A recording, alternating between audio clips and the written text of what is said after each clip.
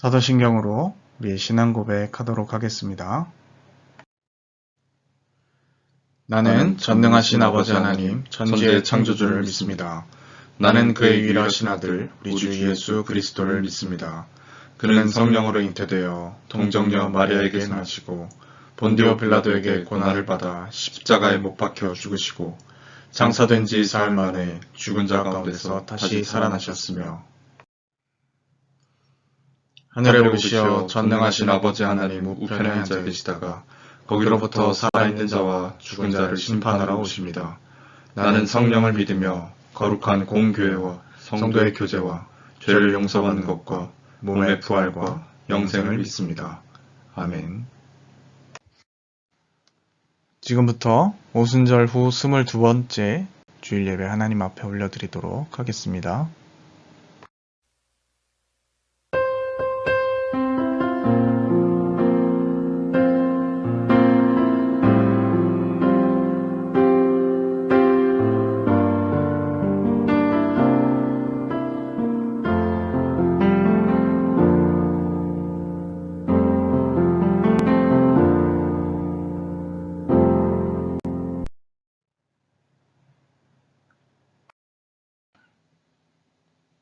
여호와를 경외하는 자들아, 너희는 여호와를 의지하여라.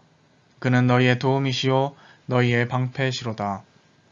여호와께서 우리를 생각하사 복을 주시되 이스라엘 집에도 복을 주시고 아론의 집에도 복을 주시며 높은 사람이나 낮은 사람을 막론하고 여호와를 경외하는 자들에게 복을 주시리로다. 아멘. 하나님 아버지, 복되고 거룩한 주일 다시 한번 저희를 불러 모아주시고 주님의 이름을 높일 수 있도록 모든 기회와 여건을 허락하여 주심을 감사드립니다. 예배하는 이 시간 우리의 혼과 영과 마음이 오롯이 하나님께만 향하게 하시며 세상을 향한 근심들은 모두 다 주께 맡겨드리고 오로지 주님만 바라보는 귀한 예배 시간이 될 수 있도록 인도하여 주옵소서. 세상 가운데 함께 살면서 겪었던 모든 염려와 근심과 걱정을 주 앞에 내려놓으며 주님께서 우리에게 부어주시는 행복으로 채워가는 예배의 모든 순간들이 될 수 있도록 도와주옵소서. 성삼위 하나님께서만 영광 받아주실 줄 믿사오며 이 모든 말씀 예수님의 이름으로 기원하옵나이다. 아멘. 성시교도 가도록 하겠습니다. 왕이신 나의 하나님이여, 내가 주를 높이고 영원히 주의 이름을 송축하리이다. 내가 날마다 주를 송축하며 영원히 주의 이름을 송축하리이다. 여호와는 위대하시니 크게 찬양할 것이라. 그의 위대하심을 측량하지 못하리로다. 대대로 주께서 행하시는 일을 크게 찬양하며 주의 능한 일을 선포하리로다. 주의 존귀하고 영광스러운 위엄과 주의 기이한 일들을 나는 작은 소리로 읊조리리이다. 여호와께서는 그 모든 행위에 의로우시며 그 모든 일에 은혜로우시도다. 여호와께서는 자기에게 간구하는 모든 자, 곧 진실하게 간구하는 모든 자에게 가까이 하시는도다. 그는 자기를 경외하는 자들의 소원을 이루시며 또 그들의 부르짖음을 들으사 구원하시리로다. 여호와께서 자기를 사랑하는 자들은 다 보호하시고 악인들은 다 멸하시리로다. 내 입이 여호와의 영예를 말하며 모든 육체가 그의 거룩하신 이름을 영원히 송축할지로다. 아멘. 아멘. 이 시간 한 주간을 돌아보며 앞에 화면을 참조하셔서 공동으로 낭독하며 드리는 기도의 시간입니다. 함께 낭독하며 기도 올리도록 하겠습니다. 교회의 머리가 되시는 주님, 저희를 십자가 보혈로 거듭나게 하시고 주님의 몸된 교회의 지체가 되게 하시는 은혜에 감사를 드립니다. 그러나 저희는 하나님께서 허락하신 이 소중한 교회를 바르게 섬기지 못했습니다. 좋은 교훈들과 더불어 한 소망을 품고 하나님을 섬기게 하셨으나 저희는 서로에 대해 나몰라라 하였습니다. 자비로우신 주님, 우리의 무관심을 용서해 주시고 이제는 서로를 위해 기도하며 하나님의 나라를 함께 세워가는 동역자들이 되게 하여 주옵소서. 예수님의 이름으로 이 고백의 기도를 드립니다. 아멘. 이 시간 한 주간을 돌아보며 참회의 기도를 올려드리고 또 이 예배에 하나님의 은혜가 임하도록 함께 기도하도록 하겠습니다.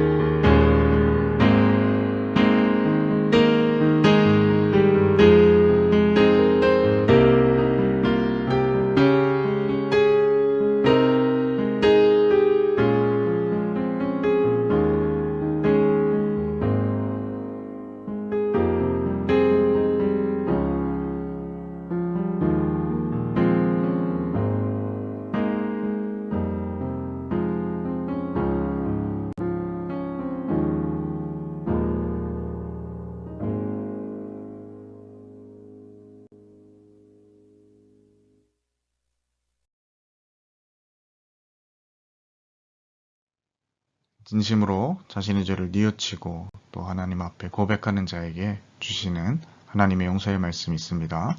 다 함께 그 말씀 봉독하도록 하겠습니다.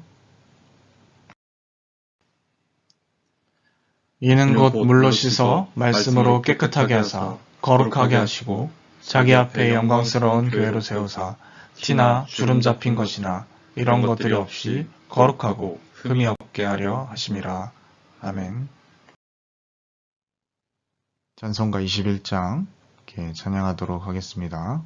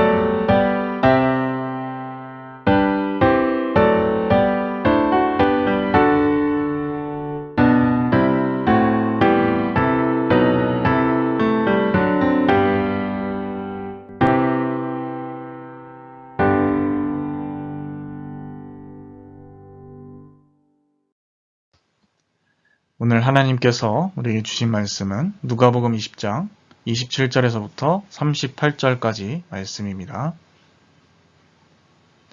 누가복음 20장 27절에서부터 38절까지의 말씀입니다.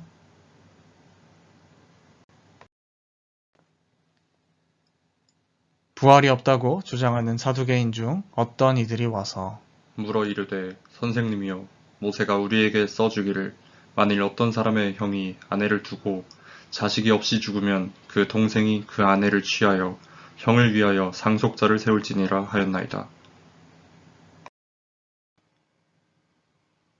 그런데 칠형제가 있었는데 마지가 아내를 취하였다가 자식이 없이 죽고 그 둘째와 셋째가 그를 취하고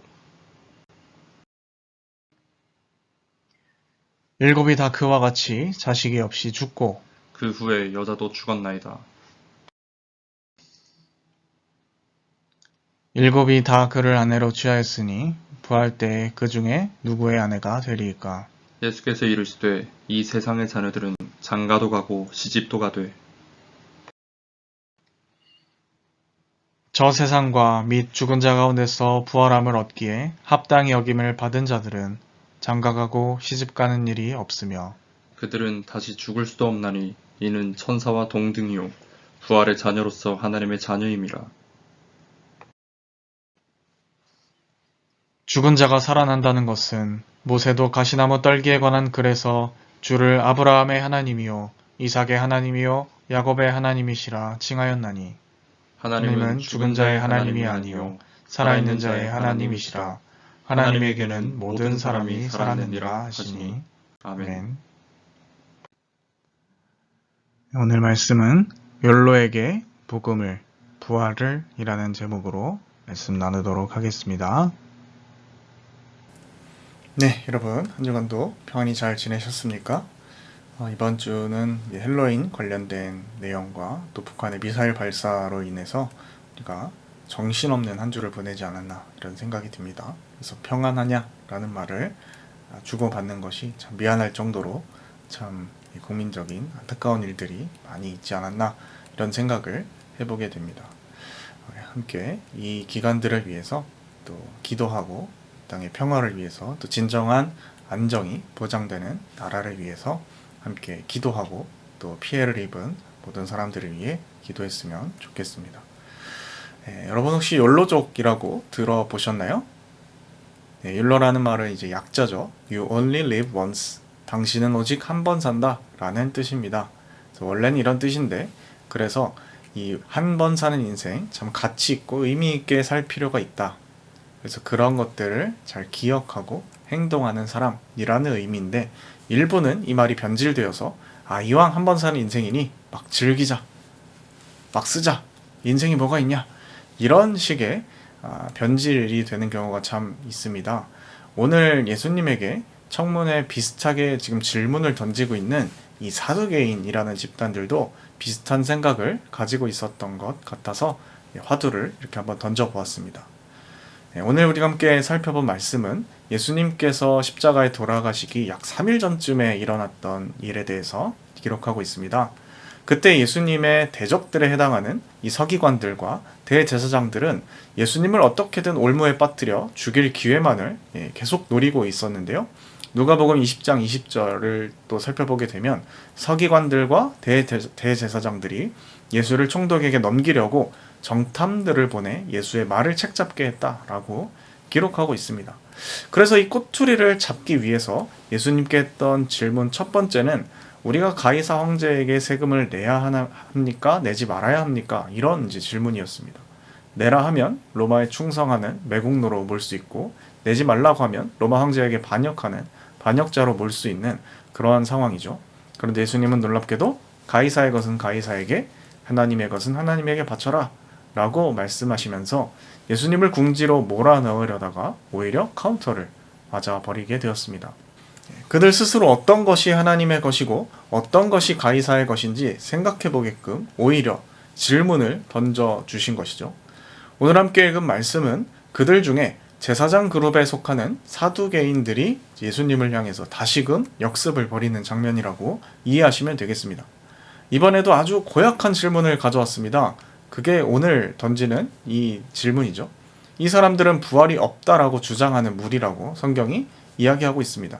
내용도 예수님을 굴복시킬 만한 그런 논리를 연구해서 펼치고 있는 것이죠. 그것이 바로 율법에 관한 것이었습니다. 모세오경을 보면서 율법 중에 수혼제 혹은 형사취수제라는 제도가 있는데, 이 제도는 형이 죽을 경우 동생이 형수와 결혼해서 형의 집안을 같이 돌보게 하는 고대 이스라엘의 일종의 사회 보장 제도였습니다.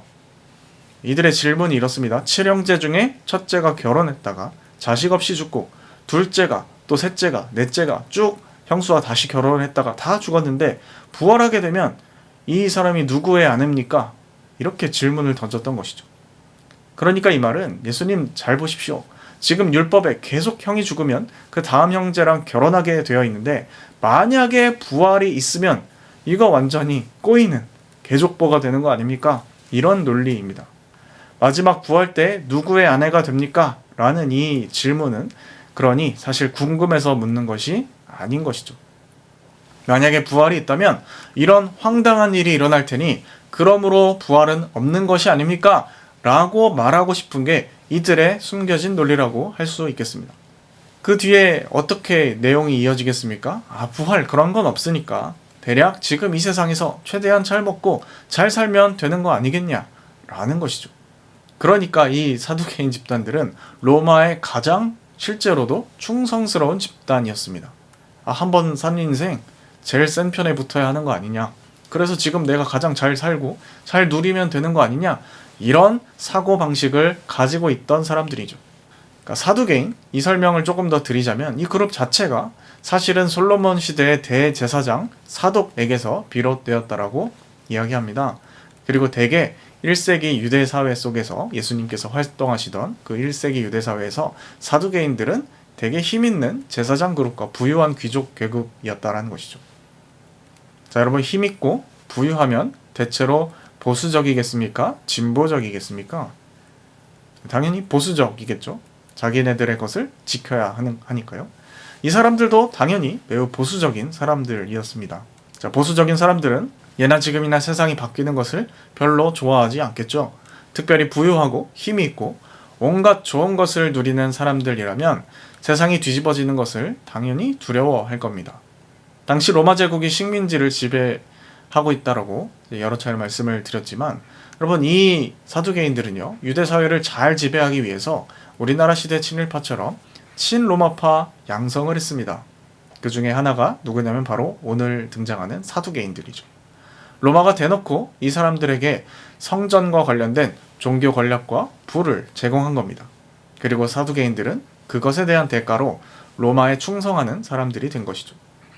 성경에 예수님을 별로 좋아하지 않는 두 집단이 바리새인들과 또 사두개인들인데, 사실 이 둘은 완전히 성격이 다른 집단입니다. 바리새인은 독립운동하고 혁명 이런 거 하는 진보에 가까운 집단이라면, 사두개인들은 친로마파니까 보수에 가깝겠죠.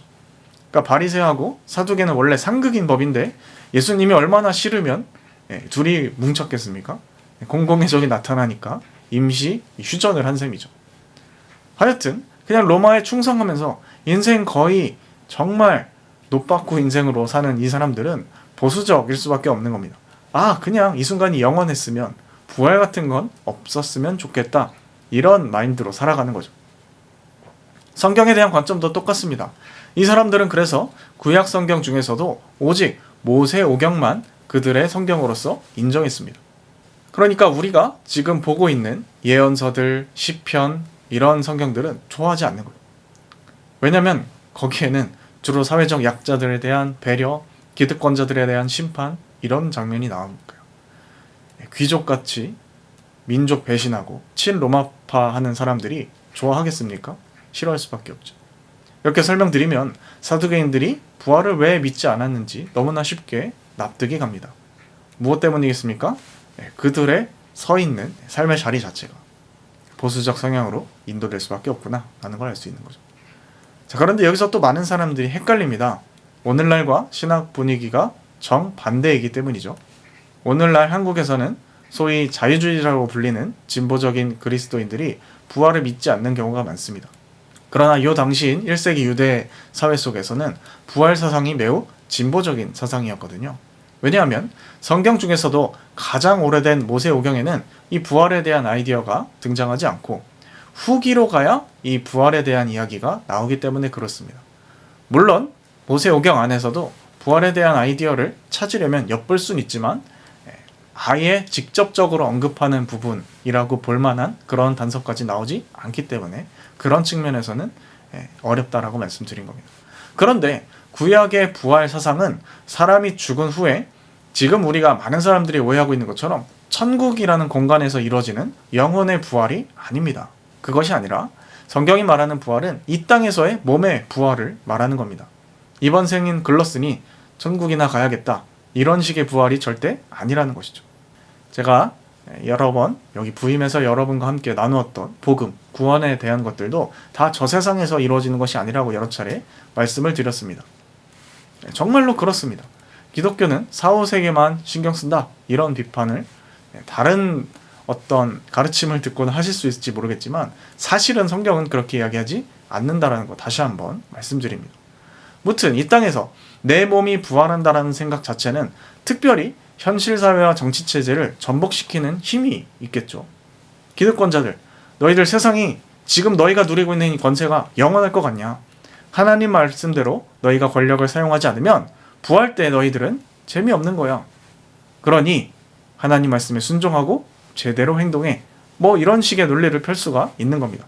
그러니까 사두개인들 입장에서는 부활, 이것은 모세오경에도 안 나오는 거 뭐하러 믿냐? 이런 입장인 겁니다. 바리새인들은 어떨까요? 부활 세상을 아주 굳게 믿었습니다. 그러니까 이 배경을 제대로 이해해야 오늘 등장하는 이 말씀을 제대로 보다 입체적으로 이해할 수가 있는 것이죠. 오늘 본문 가운데서 예수님은 부활에 대해 두 가지를 말씀하고 계십니다. 첫 번째, 부활의 삶은 지금의 삶과 많이 다르다라는 것입니다. 무엇보다 부활 후에는 죽음이 없기 때문에 사람의 대를 이어 혈통을 유지할 필요가 없습니다. 얘들아, 하나님의 나라는 너희가 생각하는 그러한 나라가 아니야. 사두개인들은 하나님의 나라가 만약 있다라고 해도 지금 세상과 비슷하거나 같기를 바라지 않겠습니까? 그러니까 질문도 저렇게 예수님께 베베 꼬아서 하는 거겠죠. 아니, 율법에 형사 취수제라는 것이 있는데 부활하면 그게 말이 됩니까? 이러한 생각 자체가 그런 것을 대변하고 있는 겁니다. 아, 부활 그런 건 없다라고요. 그냥 이 세상을 즐기면서 사는 것이 최선이지 않겠습니까? 이런 입장인 겁니다. 그러니까 둘째로 예수님은 모세오경을 통하여서 부활을 증거하셨습니다. 37절과 38절 말씀은 출애굽기 3장 7절을 인용한 말씀인데요. 37절 다시 한번 말씀드리면 이렇게 기록되어 있죠. 죽은 자가 살아난다는 것은 모세도 가시나무 떨기에 관한 글에서 주님을 아브라함의 하나님이요 이삭의 하나님이요 야곱의 하나님이라 칭하였나니 하나님은 죽은 자의 하나님이 아니요 살아있는 자의 하나님이시라. 하나님께는 모든 사람이 살았느니라. 이렇게 말씀하셨습니다.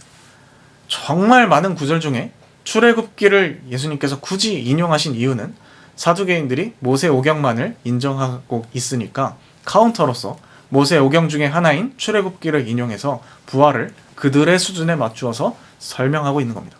야, 너희들 부활이 없다라고? 너희가 받아들이는 모세오경에도 부활이 이렇게 나와 있지 않느냐? 하나님에게는 죽은 사람이건 산 사람이건 모든 사람이 살아있는 것이나 마찬가지다. 하나님의 능력 안에서는 우리의 죽음도 죽음이 아니다 라고 말씀하고 계신 겁니다. 하나님 안에서는 이미 죽은 아브라함과 이삭과 야곱이 여전히 살아있다라는 것이죠. 생명의 주인이신 하나님은 결코 죽은 자의 하나님이 아니며 오직 산 자의 하나님이라는 것입니다. 즉 과거, 현재, 미래의 주인이신 하나님 안에서는 산 자와 죽은 자의 구분이 따로 없다라는 것이죠. 반면에 우리는 인간이기 때문에 시간을 과거와 현재와 미래로 명확히 구분하고 또 그렇게 인식을 하고 있습니다. 그래서 과거의 죽은 자들을 이미 고인이 되어서 우리와 같은 시간대에 머물 수 없는 것이죠. 그러나 하나님께는 시간 자체를 초월해 계시기 때문에 고인이라는 개념이 따로 없겠죠. 죽은 자들이 우리에게나 고인이지 하나님 안에서는 모두 살아있는 자들입니다. 하나님께 속한 자들은 비록 그가 죽었다 하더라도 그분의 능력에 의해서 언제든지 살아있는 것이나 마찬가지라는 것입니다. 부활을 부정하기 위해서 사두개인들이 만들어낸 창의적인 그러나 아주 고약한 질문에 대해서 예수님께서 이렇게 답변을 마치시니까 이제 원래 연합작전을 구사하던 사두개인들과 바리새인 그룹이 분열되기 시작합니다. 우리가 함께 오늘 읽지 않았지만 39절과 40절을 보면 등장합니다. 서기관 중 어떤 이들이 말하되 선생님 잘 말씀하셨나이다 이렇게 말합니다. 그리고 40절 그들은 아무것도 감히 더 물을 수 없었다라고 기록하고 있습니다. 그러니까 이것은 부활신앙을 지지하는 진보적인 서기관들이 예수님을 옹호하고 나선 것이라고 볼 수가 있는 것이죠. 그러자 보수적인 사두개인들이 더 이상 예수님께 질문할 수 없었다라는 겁니다. 자, 그런데 그 옛날에 이렇게 신학적으로 갈렸던 분쟁이 오늘날의 우리에게 어떤 의미가 있겠습니까? 오늘날에도 반드시 의미가 있습니다. 그것은 바로 부활. 성경이 가르치는 부활은 반드시 있다. 하나님께서는 우리의 삶을 지금도 지켜보고 계신다. 라는 것이죠. 사두개인은 옛날 사람이지만 그 정신은 사실상 오늘날에도 엄청나게 팽배해 있다라고 생각을 합니다. 그냥 우리가 사는 이 모습 자체가 사두개인의 삶이라고 할 수도 있겠죠. 아우, 심판 그런 것이 어딨냐. 나는 지금 사는 대로 아무 생각 없이 이대로 현상을 유지하면서 살겠다.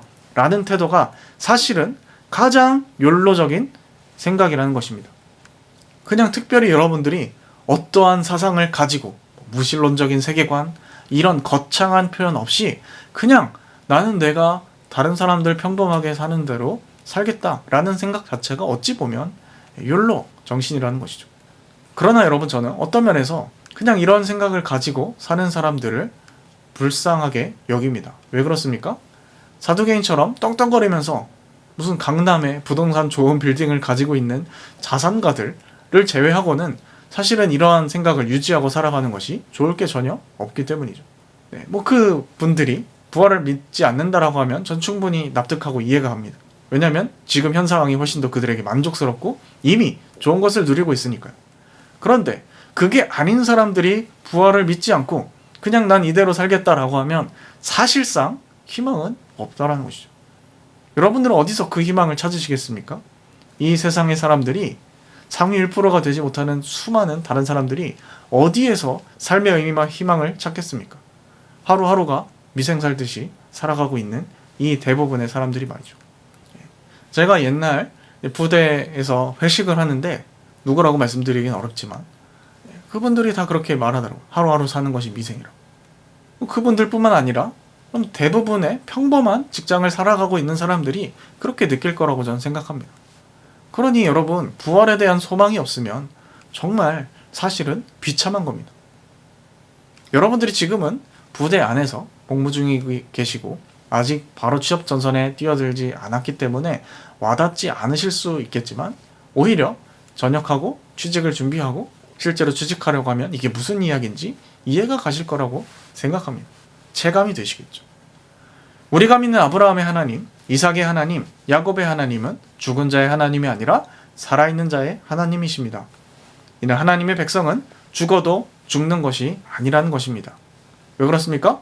우리가 부활의 자녀, 하나님의 자녀이기 때문입니다. 그런 우리가 여러분 세상에서 낙담해서야 되겠습니까? 절망해서야 되겠습니까? 사실 세상 살다 보면 희망차고 즐거운 일도 물론 있겠지만 잘 보면 참 낙담스럽고 뭐 세상이 이러냐 이런 생각이 들 때도 많을 거라고 확신합니다. 어떤 사람은 하나님이 계신데 세상은 왜 이모양이냐 이렇게 물을 수도 있겠죠. 그런 성경은 우리에게 분명히 이야기합니다. 하나님의 심판이 있고 부활이 있더라. 부활을 믿는다는 것은 단순히 사람이 다시 살아날 것이라는 것에 대해서 믿는 것이 아닙니다. 여러분 성경이 말하는 부활은요. 하나님의 판결, 심판 그 자체입니다. 절망할 상황에 처한다 할지라도 낙담과 절망은 결코 우리를 완전히 집어삼킬 수 없습니다. 그것은 부활신앙이 없는 사람에게나 해당하는 일입니다. 그래서 여러분 모든 어려움을 인내하게 하는 이 부활의 소망이 우리 안에 날마다 가득하셨으면 좋겠습니다. 그래서 현실을 오히려 더 충만하고 충실하게 살아갈 수 있는 하나님의 백성, 하나님의 자녀가 될 수 있기를 바랍니다. 그것이 바로 원래 변질되지 않았던 You only live once, 인생은 한 번뿐이다 라는 말을 온전히 복원하고 되살리는 그러한 방법일 줄 믿습니다. 기도하겠습니다. 하나님 아버지, 오늘 말씀을 통하여서 예수님의 말씀이 오늘 우리에게 어떠한 유익과 의미가 있는지 생각해 보았습니다. 욜로라는 이 가치관 속에 인생이 한 번뿐이니 마음껏 즐기고 마음껏 누리자 라는 한탕주의 생각으로 변질된 것을 참으로 안타깝게 생각하며, 하나님, 우리들은 세상 사람들처럼 그렇게 살아가는 것이 아니라 하나님의 심판과 부활이 있음을 분명히 믿고 그 하나님의 자녀들답게 하나님의 말씀을 기억하며 그분의 길을 따라 살기로 다시금 다짐하오니 저희들에게 지혜를 부어주셔서 이 세상 살아가는 동안 무엇이 더 중요한 것인지 분별하게 하시고 하나님 나라와 이웃을 위해서 그렇게 살아갈 수 있는 저희들 다 될 수 있도록 인도하여 주옵소서. 함께 하실 줄 믿사오며 이 모든 말씀 예수님의 이름으로 기도드립니다. 아멘. 시간 말씀을 읽고 결단하며 우리의 것을 하나님 앞에 올려드리도록 하겠습니다. 계좌는 참고하여 주시기 바랍니다. 주가 일하시네 찬양 함께 드리도록 하겠습니다.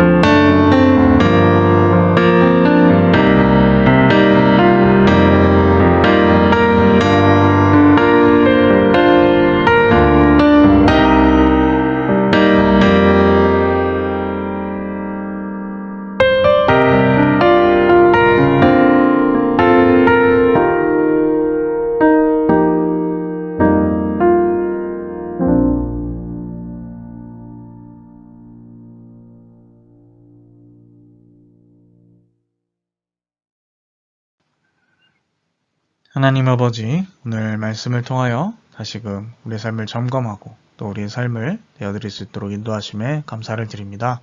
오늘 말씀을 기억하며 진정한 부활의 의미와 그에 대한 소망을 가지고 하나님 나라를 착실히 살아내기를 소망합니다.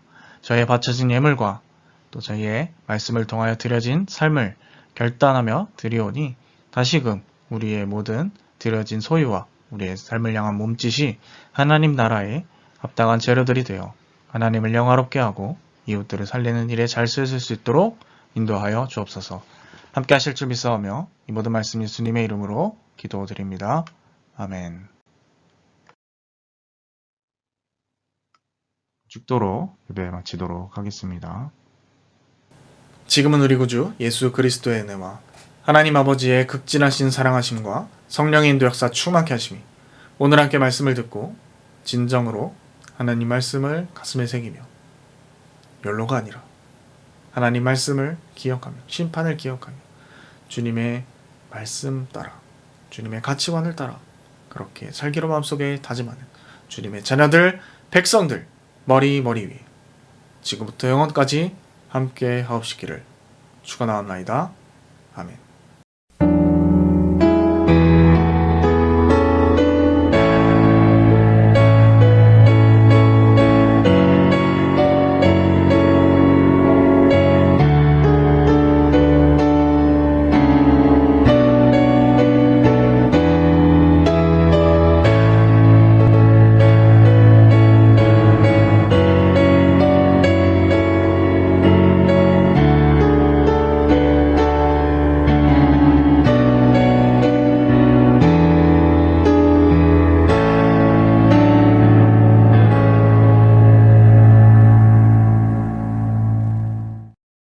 네, 여러분 한 주간도 주님과 함께 행복하고 즐거운 그런 한 주 보내시길 바랍니다.